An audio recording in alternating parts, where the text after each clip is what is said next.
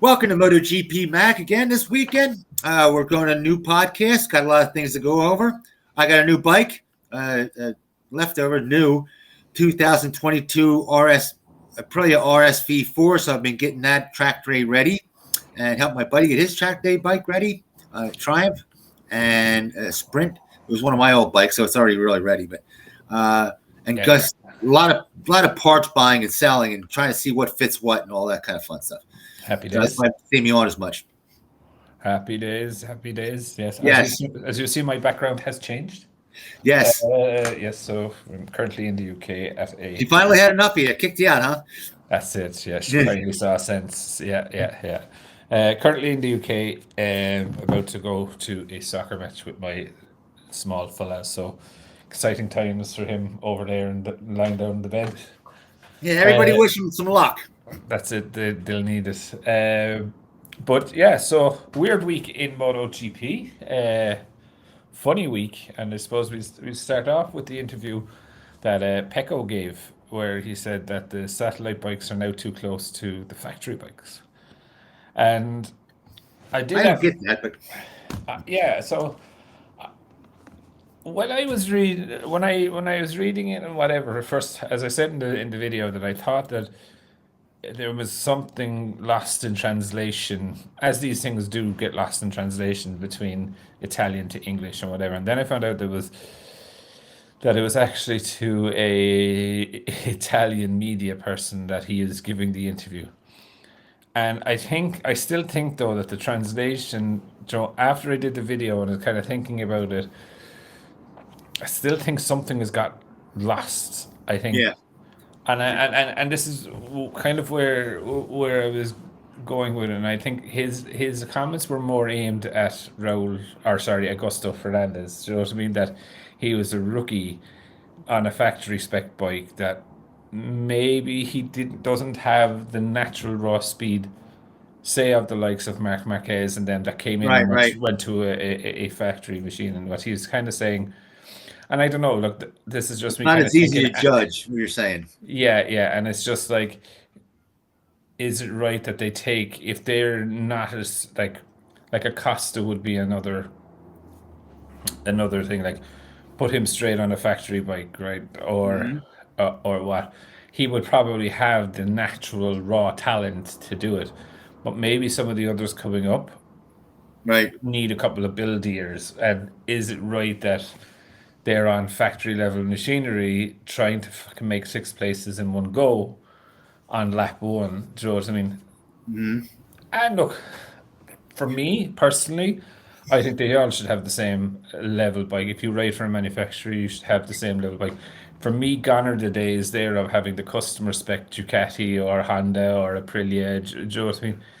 You know, with the testing regulations gone, it's now the way, as the satellite team, is the way the main factory team do the grunt testing. Do you know what I mean? Through the satellite team. So I personally think that it is very, very important that they're somewhat level in machinery, because we've had this whole discussion about Ducati and the 8 bikes and whatever. Some of the data, some was transferable, but majority of it. The first year, no, it wasn't. Very little. Yeah, they could still, because like they had 4 bikes of the similar spec. This year, yes. No. I mean, like with the GP21, when they made a change to the GP21, they had 4 the GP21, the GP22, and the 22.5. Yeah, so we had 3 bikes. It wasn't transferable very much.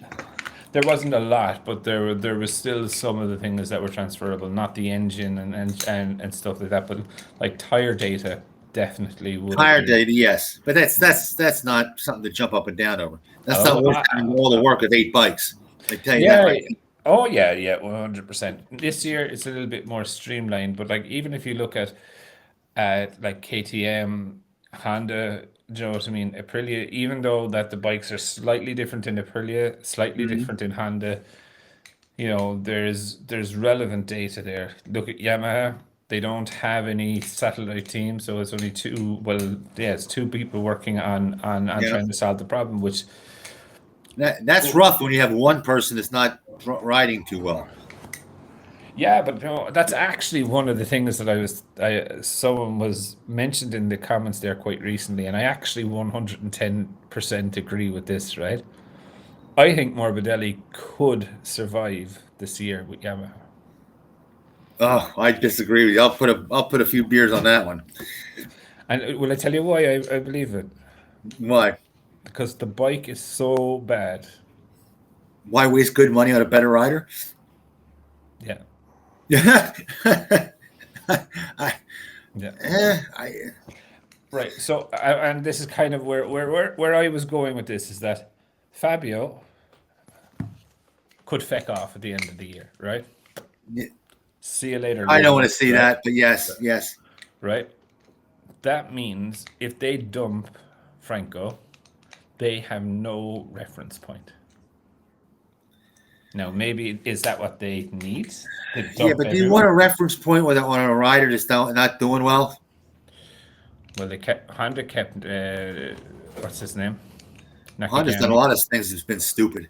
Yeah, I know. But not a good example either, Mac. Yeah, but look, I think there has to be a reference point. So if Fabio does go, the bike being so shit could actually keep him there. Now, Rossi, VR46, tie up, all of this. I think he could be quite safe. I think that Bezzecchi, personally, myself, will be on a Ducati next year or the year after. And what I mean is a factory Ducati or a factory spec, whether it's red or white. Yeah. Who cares at the moment? Now, but you're just circling back to Pecco. I think something has still got lost in translation with what he was saying. I don't think he was saying that he doesn't want experienced riders in satellite teams not to have factory equipment. I think it was more so kind of junior riders coming in need to maybe be a step behind, learn what to do. Now, this, I think, though, is a bit hypocritical coming from a person that can't stay on the fucking bike himself. Joe, yes, he is a world champion. If it wasn't for the sprint races this year, Pecco would be in a fucking shit show right now. No, I know. Absolute shit show. So I think, if I'm honest, I think there's still a little bit of getting lost in translation there. I think that's what he meant, but let's wait and see. Now, the other thing that I've heard, this is only a very, very big rumor now, but I don't know is there any truth to this. Oh, Detective Mac. And I'm still struggling a small bit with some of it, is that I've heard that Husqvarna are coming to MotoGP. Well, Husqvarna that's just another KTM bike. Might as well be another gas. The reported riders are Marc Marquez and Pedro Acosta. Okay. Did you say that again? The reported riders are Marc Marquez. That's what I thought you said. And Pedro Acosta. Oh, man. Imagine that fucking pit box. The two of them would be eating each other. Now, the only thing that I like the idea of it, but the only thing that shoots it down for me, is Red Bull. Red Bull are in no way, shape, or form going to let Marc Marquez be on a grid in a team that they're pumping an awful lot of money in, i.e. KTM. Yeah. And not have it on one of the greatest motorbike races in the world. So what's the problem? They just slap a Red Bull sticker, on. No, KTM Husqvarna have another sponsor or another set of sponsors. Then, so you're saying Husqvarna already has a sports drinks sponsor? Which shoe is that? I don't know if it's a sports drink sponsor, but look, they could just turn around and dump it. Do you know what I mean, for Mark and Red Bull? But knowing that Husqvarna current setup, they don't have any tie-in with Red Bull. Do you know what I What? mean? Husqvarna is owned by KTM. It is, but the only thing is owned, or sorry, the only team sponsored by Red Bull is the factory KTM. So if they put Mark on at a Husqvarna, Right. KTM is going to have to be there. I personally think that they're going to have to move someone out of that, or That's a small bump, pal. That's a small oh, bump. I don't know. I don't think so. I think I think they'll put the Red Bulls, if they want it that bad, they'll slap the Red Bull on a Husqvarna, which is a name slapped onto a KTM. I don't know. I You don't know. know, I think. but I'll tell you what, Mark Marquez on a KTM, the way they're riding, the way that bike's working, everybody's in trouble. Yeah, but what do you think of Marc Marquez and Pedro Acosta together?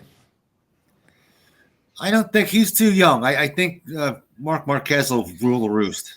I don't see this. I don't see Acosta's skill overriding or coming close to Mark Marquez, especially at this point. I don't know though. Yeah, look, he's taken a lot of time to transition, or did take a lot of time. I know he had an injury, but he took. He's still not setting the Moto 2 world on fire. He's not. He's not, but he's settling into it. I think he struggled big time with the change to the heavier bike and to the bigger engine. Do you know what I mean? Yeah.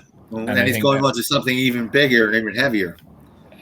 Yeah, but it's not as big as a jump from Moto 3 to Moto 2. No. Do you know what I mean? I was the one advocated drop the weight on the MotoGP bikes. Remember?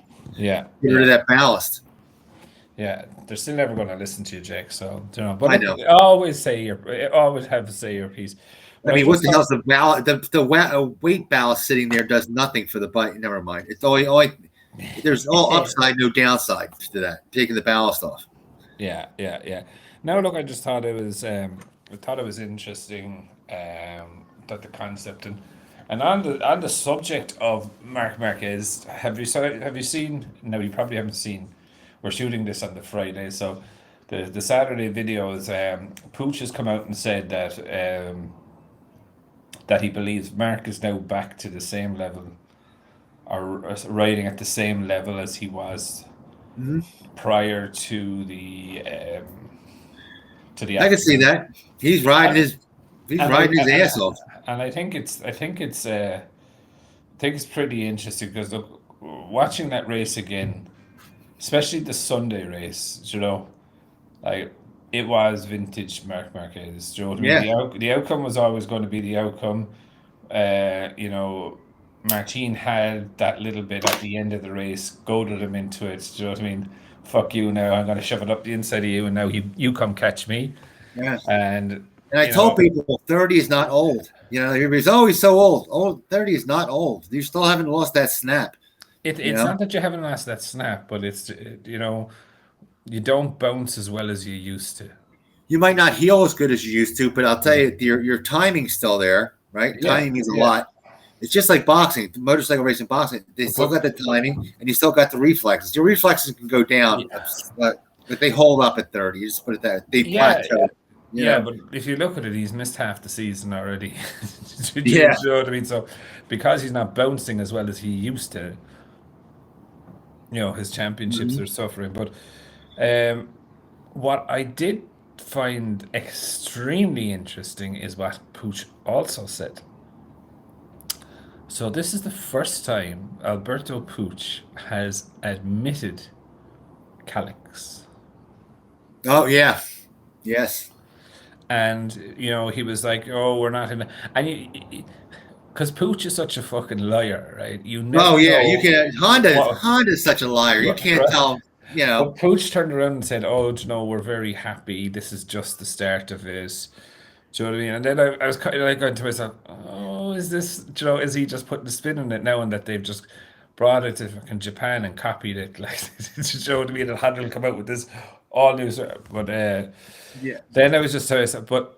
He openly admitted that they have been working with Calyx on this for a long time. Hey, maybe it was us, but we called this thing 2 years ago, remember? Yeah.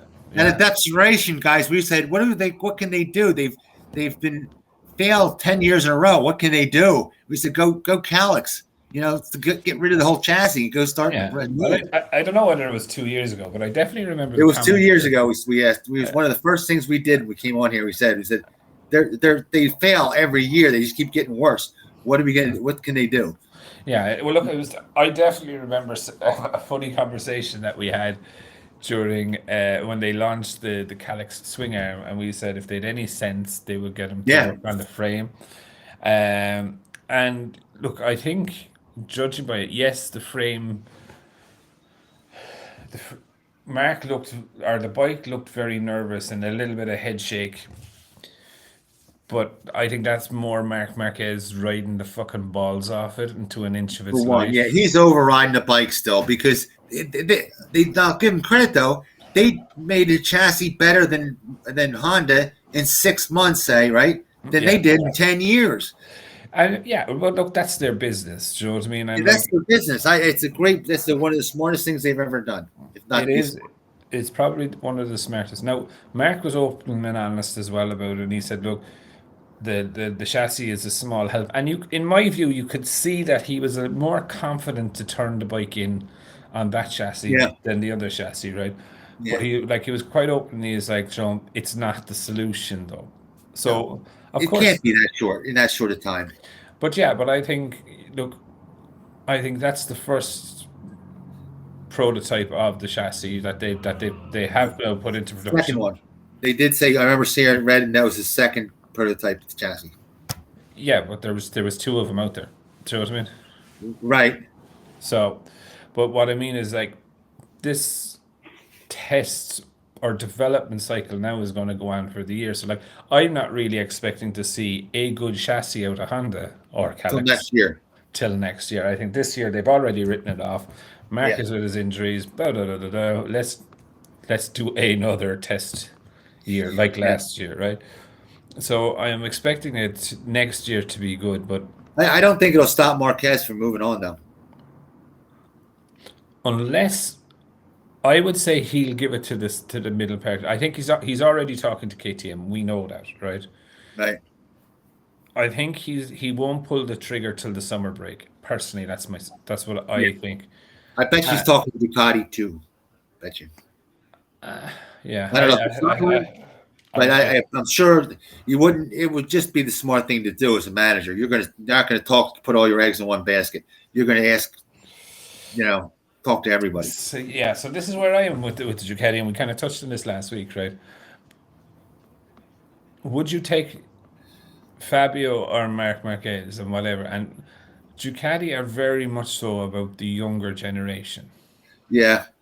And one thing about it, we said this last time too, I don't know if Ducati would put up with him, with Marquez. That's the problem there. He's not going to walk in playing junior manager like he does at Honda. Let's have a cheering rally or something for Marc Marquez. I was going to say, World Ducati, you're a rider. Don't tell us what to do, or don't tell our engineers what to do. Go ride the fucking bike and go ride the bike. Yeah. But look, I suppose at the end of it, like. I believe that he won't make any decision till midpoint of the year, and he'll want to see if he's happier with the Calyx chassis. I think he can only take it from there. That if this is their first attempt, and they've got it this good, what could they do on the third or fourth attempt? And I think we're going to see a very aggressive chassis development plan from Honda. Now, we have 4 weeks off between France and Mugello in Italy. So I think we're going to see another upgrade on that. The other thing that I did notice as well about in the Le Mans Grand Prix was the air scoop under the swing arm was back for Marquez. Mm-hmm. And that was missing while he was missing.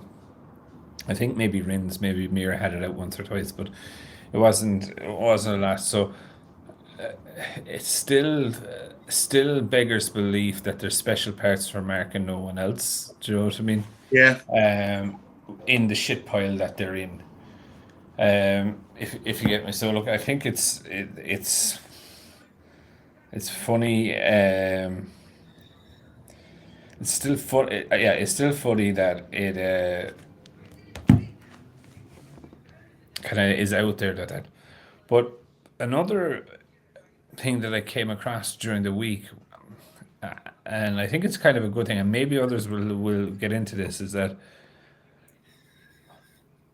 we all do genuinely love the V4, and we all love the inline four, and we love the Right, inline right. four because it's different. So there's this thing circulating now. Should we, or should MotoGP give an engine capacity concession to someone riding an inline four? As much as I love having different things, like loving the engineering, I like different concepts in there. I don't believe in that. I don't. I wouldn't be a fan of it either. It's Then you're thousands. getting your fingers into performance, and you know how God horrible the FIM and Dorna are at putting their fingers in performance. I mean, God, look at don't get me No, started. you're not allowed to mention the word superbikes and all that shit. Yeah, I mean, Bang. unbelievable. Yeah, you're not allowed to talk about inline fours blowing up or anything like that. No, that's all banned for another couple of weeks. Oh, stop! You can't get. You got to let me go. And the whole basis of the problem with inline four is the blowing up. It's Summer break, Huh? the 4 weeks, 4 or 5 weeks of the summer break, you can whack on with that. Yeah, but look, it is one of the things that are questions that people are putting out there, is that should Yamaha get concessions for the V4 or for the inline four?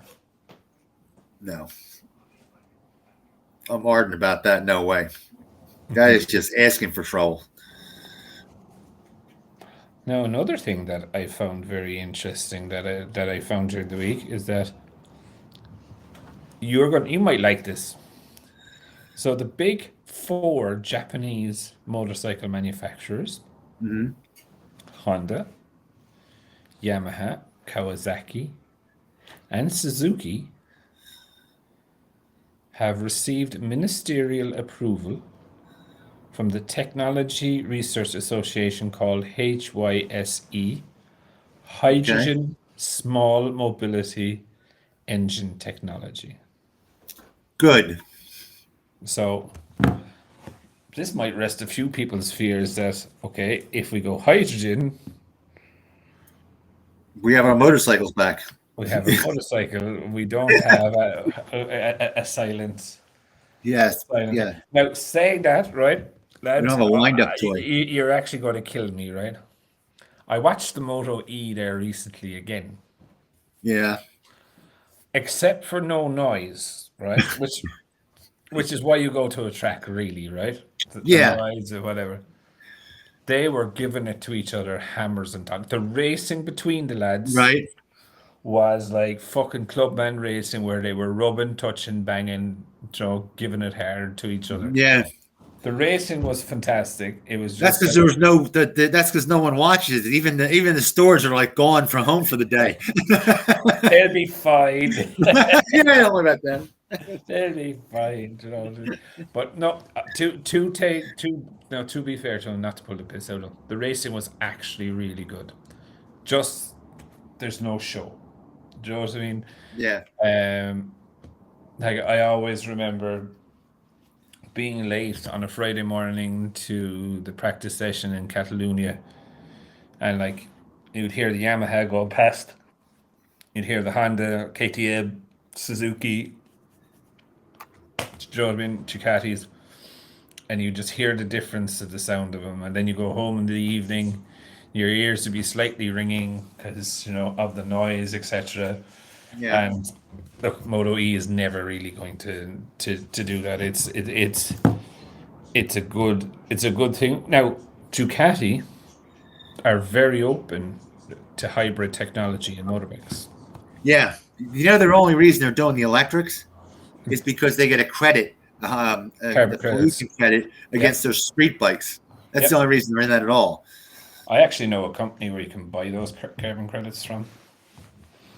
So you want to go and buy your carbon credits and then use write off those carbon credits, and then you get carbon credit free zone.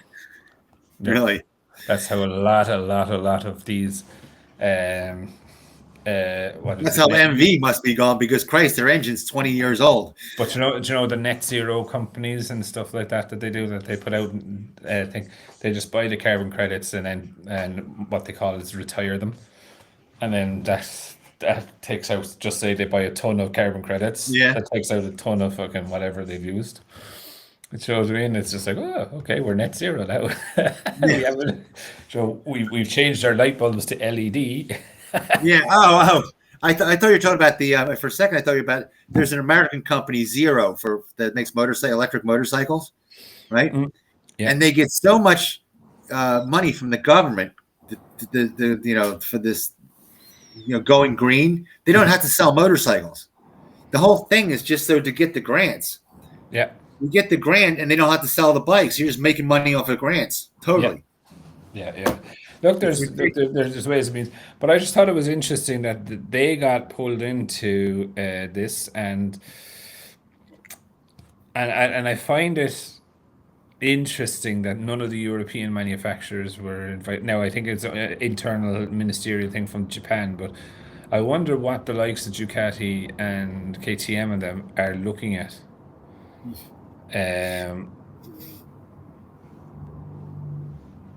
Joe, what is the future? Ducati is in bed with electric for now. For now, I don't think they're in bed with it. I think they're just doing they're making a whole fucking grid of electric bikes. Right, but then in concept of, but in relevance to the whole situation with getting the carbon credits, it's cheaper to go that way than put it on the bike. Oh yeah, massively. Now, what I thought, and I have to say, Jack Miller had an absolute pig of a time in Le Mans. 2 crashes. Right. Bad day in the office. Bad 2 days, to be fair. But himself and Aleix Espargaro, and I always take my hat off, right? Pecco kind of went down the route with Augusto Fernandez of not criticizing him, but saying, okay, he had one good race, good rookie. Do you know what I mean? Yeah. But fair play to Jack and Aleix, because they were like, fucking hell, Jesus, fair play to him, well done. Do you know what I mean? You're well done, right. Do you know what I mean? Like, what I was most impressed with him realistically is that he was raw pace. It wasn't luck. It wasn't that 10 riders crashed out in front of him and he moved up to the 4.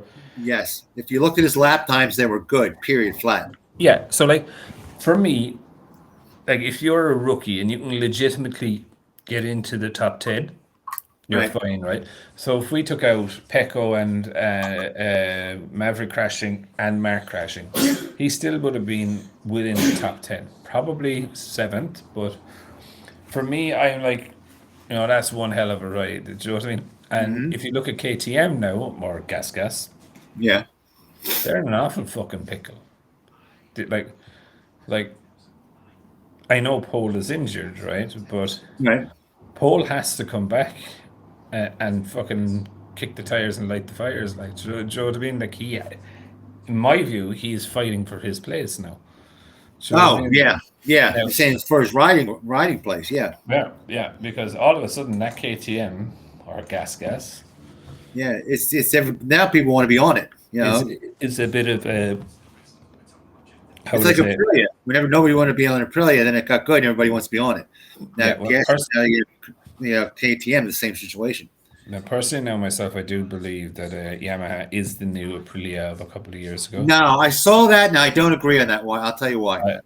Go on, yeah. With the difference between KTM is 3 years ago, KTM, right? They were a young company. Don't forget, they're still a lot younger, right? Aprilia, not KTM. Aprilia was a younger company, right? Yeah. And they had I'm gonna put this. Younger company. They had way less experience. They had way less money. They're a dot in the wall compared to Yamaha for funding. That makes a huge difference. They have less of everything. One's on a shoestring budget, and one is the second highest budget in MotoGP. I don't know. Been there for 50 years. It was way harder for KTM to pull up but KTM has the better engineers. I keep telling that. The stronger the engineers, it makes it better. But we're not talking about KTM. I mean, Aprilia, excuse me.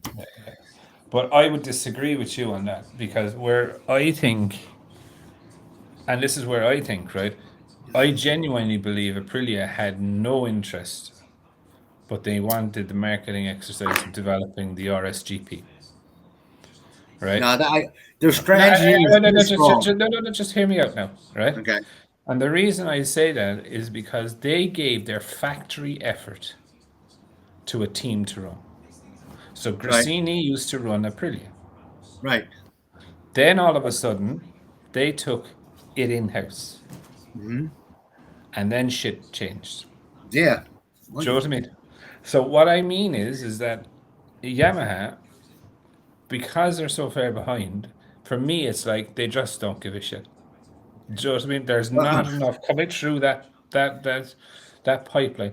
Fabio even said it himself. Before the test on Monday, they had 2 or 3 things to test.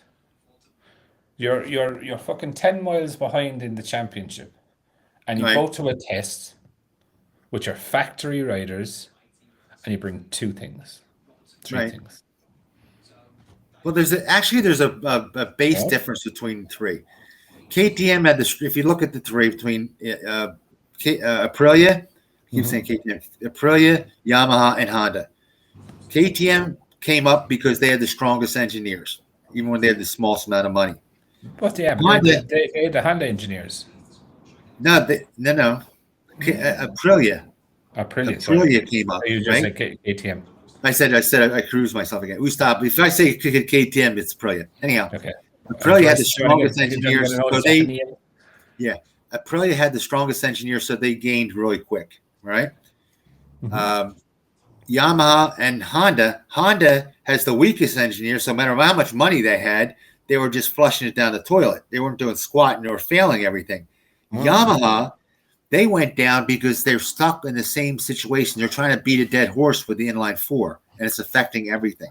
But I don't think it's just the inline 4, Jake. That's where I'm going with it. But look, when they can't get the horsepower and have it reliable, that affects the aero. Did you see they were going back to the aero from they're going back to a 1991 setup because it just isn't working. They can't do what we predicted, and then they did, where they're going to adapt the aero to make it go faster, make it all work with the aero. Well, the 1991 setup now is for the RGV 500, right? So the 2021. No. The 91 setup is 91. God damn it. The 2000. Yeah. Yeah, the 2021 setup. I got to throw you on the line because I just bought one. The 2021 setup Yamaha's going with. Yeah, and look, that's was one of the videos, but just for me, I just like, if I was to turn around to you and say the biggest aerodynamic change that you've noticed in Yamaha in the past 18 months, right, is either the front wing or the shape of the air intake, right. And what did Fabio just said? They said the problem is we can't get the have enough horsepower to make the 2021 aero work. So again, the horsepower is affecting the aero. So what Fabio said was that we've tried a new chassis, it didn't work.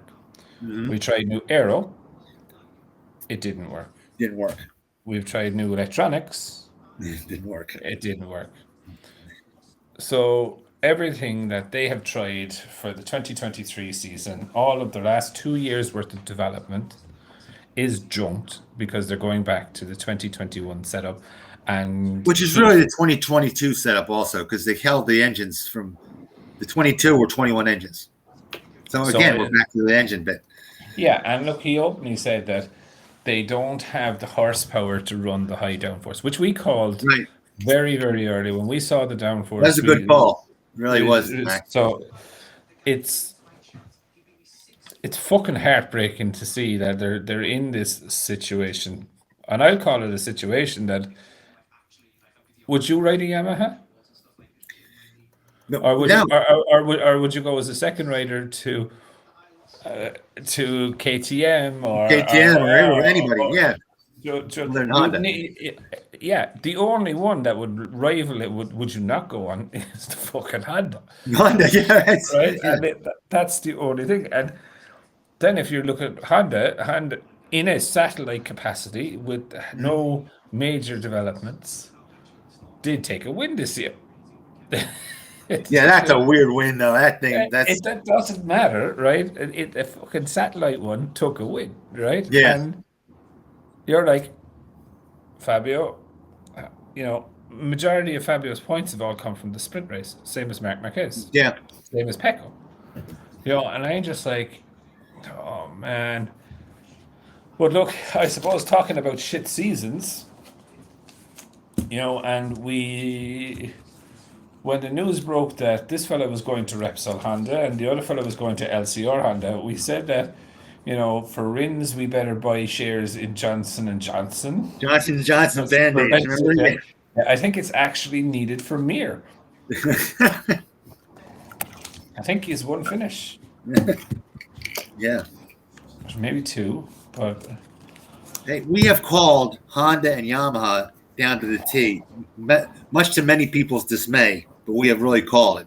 I know they call us haters. It's more than we're not haters. We're just honest. And well, look, and I'll always go back and say, when I talk about Honda or Yamaha, especially Yamaha, I talk about it like in the way of like Yamaha is like my family member, my brother, and whatever. I can call them an asshole or a prick or a bollocks or whatever. But if you do it, it's a different story, and I'll give you a slap. Right. Do you know what I mean? And I'll defend them to the high hill, but I will also turn around and say, listen, you're not doing it. I'm not going to just sit here and hope that magically these things turn around, because I know better than that these things take time to turn around. And yeah, just because you wanted to win or you have one in your garage doesn't make it the bike go any, the MotoGP bike go any faster. Yeah. And it's not even about having one in your garage. It's just about being real and understanding the situations that they're in. I'm not on this platform to, how would I say, influence Promote anyone. anything. Yeah. Do you know what I mean? I don't have an agenda. Do you know what I mean? When it comes to bikes, I just want to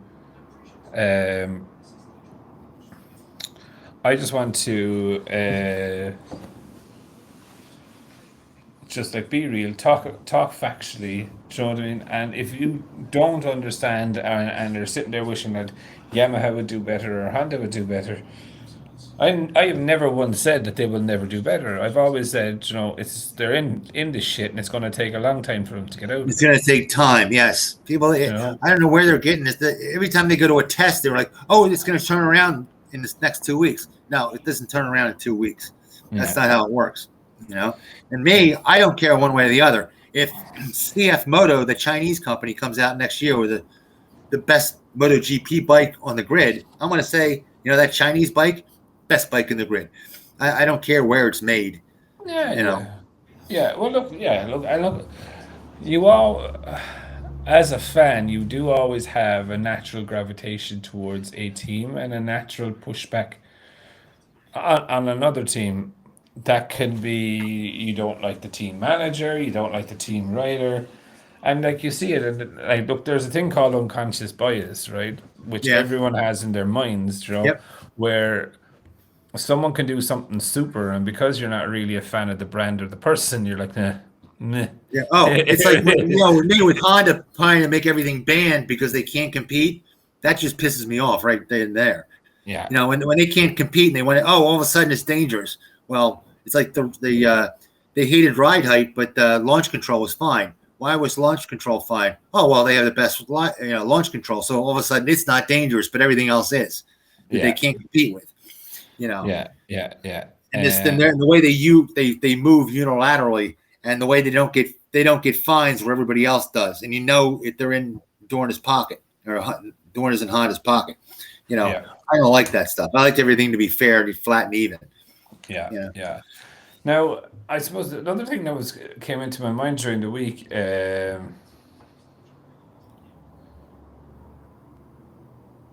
That was about Pecco and Bezzecchi.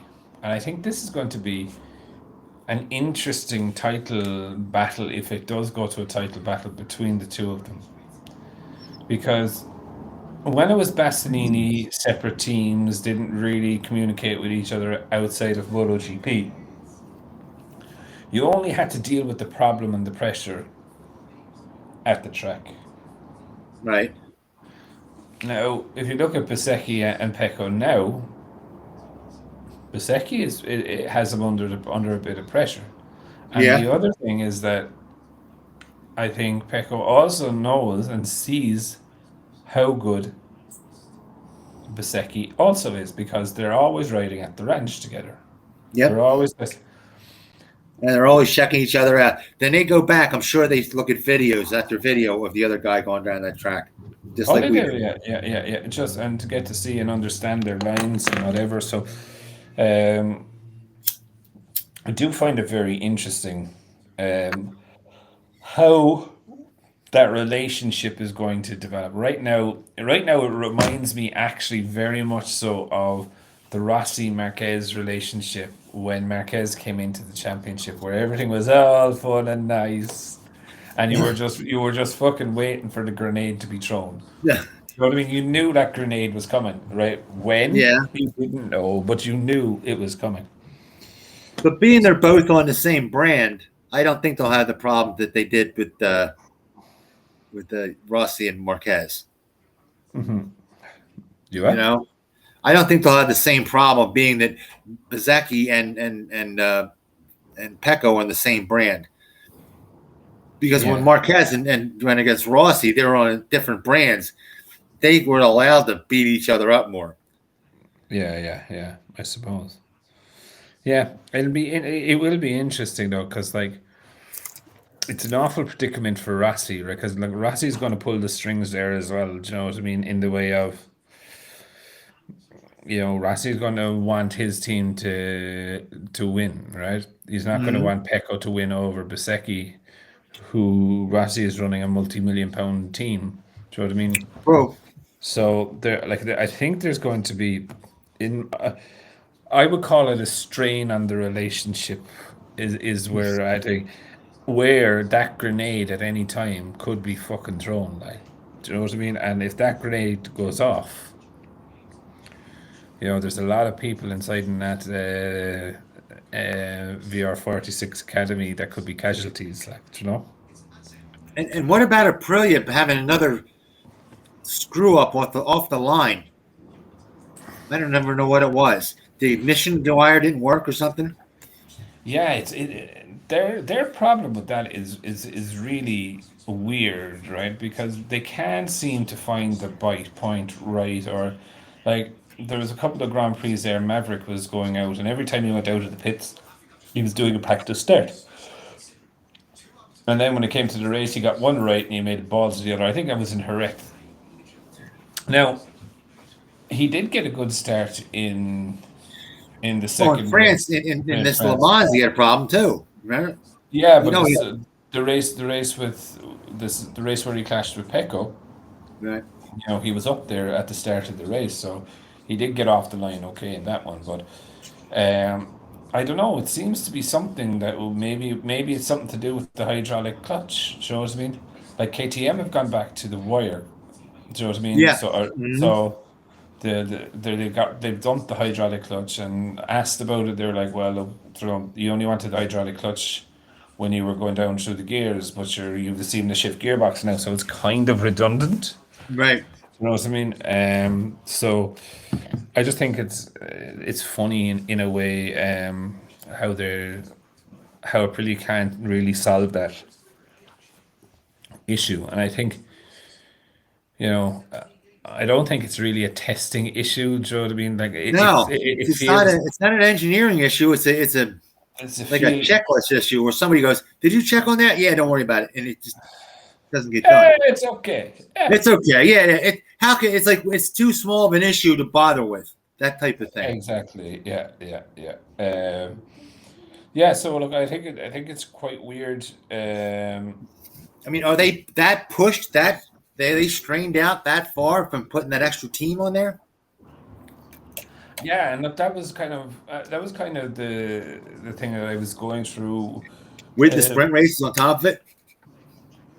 like for me, right, running the 2022 bike shouldn't be too much of an issue for them, right? Yeah. Because they have the data there already for the track. Now, unless the tires have drastically changed, which I don't think they've changed that much. They have No. changed, but not I haven't heard anything radical coming out. Yeah. yeah. And they've all had times, and they would have like even if there was a significant change, they would have had tests on those from last year. So the factory team using last year's factory data were able to back test them during a test. So where I am with it is that I think they've just gone. Dare I say they've changed too much. They've made the bike skinnier. They've changed the aerodynamics. They've changed engine bits. They've changed electronics. Do you know what I mean? It's just like, okay, Yeah, it's hard to believe they changed that much, being that they had now sprint it's, races. Well, that happened at the end, and they had two. Okay, we're going to add another team, and we're going to have sprint races. Now we're going to change the bike a lot. That seems like definitely not the way to go. And I think that's why Alicia Spagro was kind of saying, you know, the bike is good. We're good. He has to improve his performances. Maverick has to improve their performance. But the team need to get their stuff together. And it just seems to me that have you ever just sat in the bike and it just works? Yeah. That's Yeah. where Alicia Spagro found himself this time last year. He sat in the bike and it just worked. Yes. And now they tweaked it a lot. Yep. And now he's lost that feeling. And he can't go backwards because he has a new engine, new mounting. And it's just, it's the factory rider danger, isn't it? Like, and I think this is where I will give it to Ducati in being very sensible. Like the Ducati Aero for 2022 to 2023, minimal changes. Yep. Minimal. Slight changes on the frame, minimal changes on aero. Do you know what I mean? Yeah. They're like, okay, our aero package is probably the most efficient. We're going to run the aero package, the same effects or same theory, but different effect on Pramac. And you can see Pecco didn't like it, so he's stuck with the other one. Do you know what I mean? But they're running in my view, Right. Ducati are running two different parallel programs over the course of a season to find out which one is better. Yeah. Do you know what I mean? And then next year, Pecco will get a bike, and if the aero correlation is better on one than the other, that's what they'll start next year with. But I just find it very interesting that Aprilia find themselves in this hole, and I'm not sure, is it financial or is it too much work, or is it that the fact that the Aprilia team, realistically, in my opinion, is still only 3 years old.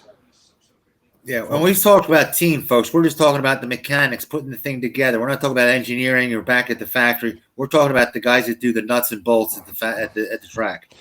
So what we'll class this is the trackside operations team, right? There you go. Yeah, so everybody knows where you're at. Yeah. So, and you know, we've seen them make stupid rookie errors last year into this year. So this still tells me that they're still, well, super professional. Don't get me wrong. Everyone makes mistakes. They've made some rookie mistakes. And I think this is where I think that the struggle is for Suzuki.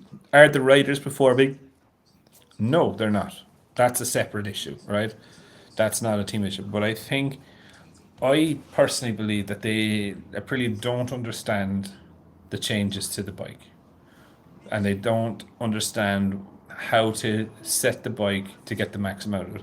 Whereas last year, even with a bad setup, Elish could ride around it. Yeah. Maverick couldn't, but Elish could. And now, Too much change. yeah. So that's where I think it is. Now Hey, we've by the no. way, I want to pat myself on the back this time. All right, go You on. I can pat myself. Yeah. I can You remember can the you? last podcast? Who said that Yamaha was going to go back to their 22 settings? They're going to dump all this new stuff, go back and do what they had before for Fabio. And I said Fabio's going to do better now from then on.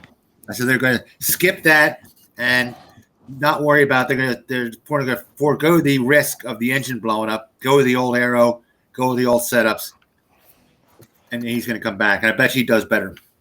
Well, he went back to it and he's fucking crashed because he did the Why did I wrong thought way. he's going to do it next year? Next race, he's going back to the old. No. He went back this race. Well, I'll just pat myself in the back. No, he went back to his thing. He dumped everything prior to this weekend, which is a pity. Then the trackside guys, they weren't switching any information out because Christ, nobody knew that the Honda had the new Calyx chassis on Mir. Remember, nobody knew that. And now this, yeah. Well, no, that actually was my miss because I saw a picture from Friday and Mir was on the old chassis. Mm. But what I would reckon is that Mir was back to backing in maybe practice 1. Yeah. Which makes sense, do you know what I mean? Because they can change the chassis between sessions. It's not an issue. So, look, I think the situation is still very worrying for Yamaha. I think they're more and more in danger as the weeks go by of losing Fabio. You know, will they have a problem attracting a rider into it? I think they will. I think they will have to get someone of good talent. They will have to have very deep pockets. Do you know what I mean? They will have to have deep pockets. That's one of the things that could keep him on the Yamaha because Fabio spends money like water. You know, he has his own jet, for God's sake. Own private jet. Yeah, but look, that's a mighty expensive endeavor because you don't buy a jet. You know, first you buy the big house, then you buy the big car. You know, he has the $1 million car and the $5 million house, and then you get the $10 million airplane. That's a mighty big chunk. So he's still young, looking for money. So he's going to go wherever his money's the best. Yeah, I don't know. He's not in a Marquez situation. I don't know that he can go for titles. He's definitely not in the right now that he can go for a title. But I don't know. I think nope, they're in danger of that. I'm going to call Honda progressing, especially with the Calyx chassis. I think Mark, to be fair, is a danger man to take a couple of wins. Like I'm already putting him down for banker for Sachsenring. Yeah, Do you know what I mean? He's that good. The only thing they had to do is, you know, they didn't make that big of a stride on the Calyx chassis so far, but he's so good that he's all of a sudden he's a danger man, like you say. Yeah, you know. Yeah. I hope Honda doesn't cut their money off though. Go, you know, some executive, that's good enough because you know they're paying for that whole Calyx for you to stay open. Just for them. I think that will only happen the minute he wins. Yeah. Well, still, even if he wins the race and they cut it off, it's not going to be good enough to keep him winning all the time. Yeah. But he'll still be in the situation of riding around a million problems to win. Back to his old, you know, career self of having to do that shit every year. Oh, I know, but look, I genuinely think that that's what will happen is that once he starts winning, Honda will be like, oh, everything is fine again. Yeah, and the second rider will be in last place. You know exactly. Well, look, that's the other thing. I think Mir now has found himself in the Pole Espargaro and Jorge Lorenzo bucket. The list goes on and on. Yeah. You know, the career-ending second seat in Repsol. Yeah. Honda, you know. Now I know Pole didn't end his career there, but I think Yeah, I think Yeah. his time is nearly done as well. But yeah, I think Honda progress. I genuinely going back just to the one we opened up with.